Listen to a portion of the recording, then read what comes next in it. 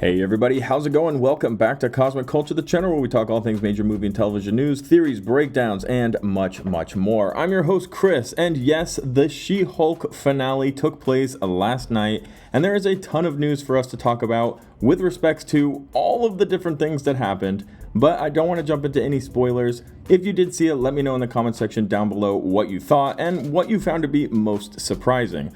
There were a few different things that happened, and none of us really expected any of it to take place, as the entire 9-episode series went off the deep end and just had its own historic ending. The purpose of today's video, however, is to talk about Killmonger returning in Wakanda Forever, the Black Panther 2 sequel, which will be coming out in November. Now that She-Hulk has completed, it's time to turn our focus, as normal Marvel fans do, to the next project, which is this Black Panther project. And we have not one, not two, but 3 different inside sources, scoopers who are well known on the internet, claiming that Killmonger actually has a role, an unexpected role, in Wakanda Forever.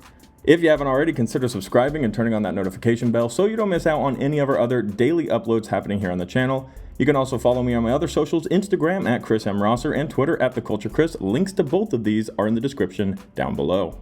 So the original report is coming from ScreenGeek.net, which is a huge company that has often given a lot of insights or insider details and scoops to the public, talking about Michael B. Jordan returning as Killmonger, and this is their words specifically.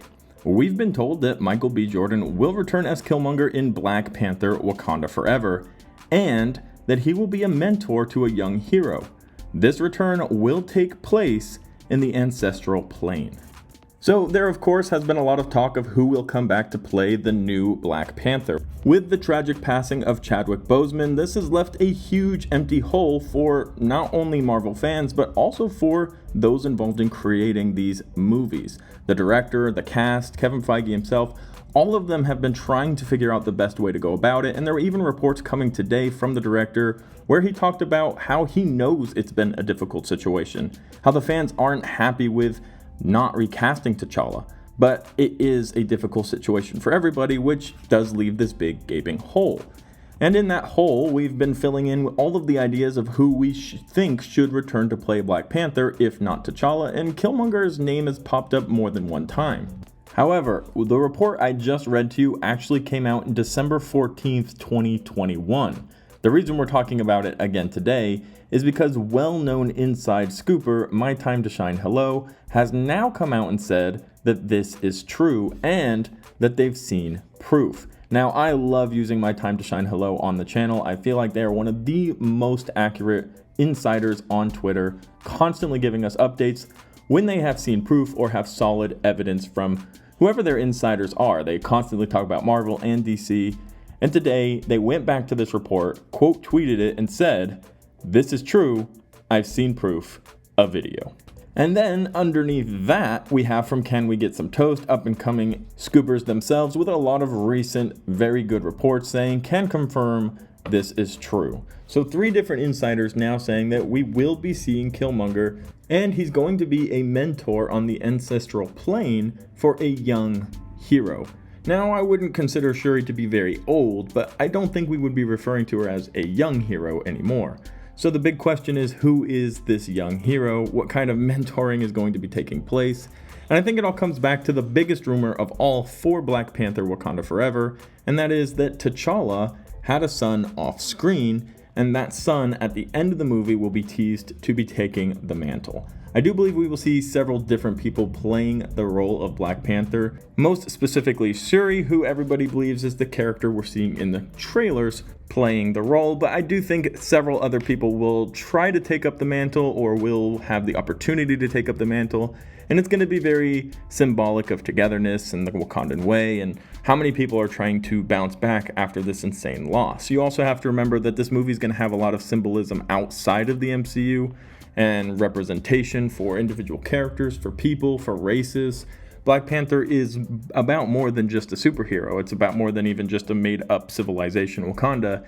It's about what's going on outside of the MCU, and that's something that Stan Lee himself has always talked about about the comics, about Marvel Comics, and how they are nothing more but a representation of the world outside the pages. So that's something very important to keep in mind with the direction of what they'll be doing for this movie, because there is a lot of symbolism, there's a lot of hope that needs to be established and redirected with the passing of Black Panther, who for many young children was an iconic character. And that really brings us back to the hashtag recast T'Challa movement, because a lot of people aren't ready to see that character put to bed just yet. But I think a very good way of going about it is passing the mantle down to his son, who will be introduced. They'll have a whole storyline for him, and then moving past Wakanda Forever for the future of Black Panther, maybe that mantle can appropriately be passed down and we can have a new icon in place for everybody who looks up to this hero so fondly. So although there were many cries for people who wanted to see Killmonger somehow becoming the next Black Panther, I think we can all settle for him becoming a mentor in an ancestral plane and giving an opportunity to kind of share his knowledge and what he's learned, because he as well was a very symbolic, representing character who stood for a lot, and although didn't always go through the right way of getting what he needed or getting his message across, he had some pretty insane story. And having the ability to share that with now T'Challa's son, or whoever it is that ends up becoming the next Black Panther, is definitely something that will continue on the legacy of everything we've learned from the first movie and now from the second. In my mind, it actually comes off as a very end of Star Wars almost-esque feeling, where you have all the Force ghosts there at the end with Luke standing in approval, very happy. This might be a very similar scene, where towards the end of the movie, the mantle has now been passed on, or a hint of the mantle being passed on will take place, and the ancestral plane is where we will get this final moment where we see not only Killmonger, but maybe a couple others as well, trying to prepare the next iconic Black Panther for the future, and all of the weight that he has to carry inside and outside of the MCU. With all of that being said, this is an addition to Wakanda Forever that I very much would love to see, and I really hope that this report ends up not only being true, but remaining in the film, because you do have to remember things change, there's reshoots, there's editing, but at the moment, it sounds like we can expect to see Killmonger again in the MCU, preparing a young hero for their future. Let me know what you think about this news in the comment section down below, and of course, who would you want to see take on the mantle of Black Panther in Wakanda Forever? Not only permanently, but at all. Anybody who has an opportunity to play Black Panther, it's something that can be remembered forever throughout Marvel history. Thank you guys so much for watching till the very end of the video. If you found it helpful, useful, or interesting, consider subscribing and turning on that notification bell. And I'll be sure to catch all of you guys in the next one right here on Cosmic Culture.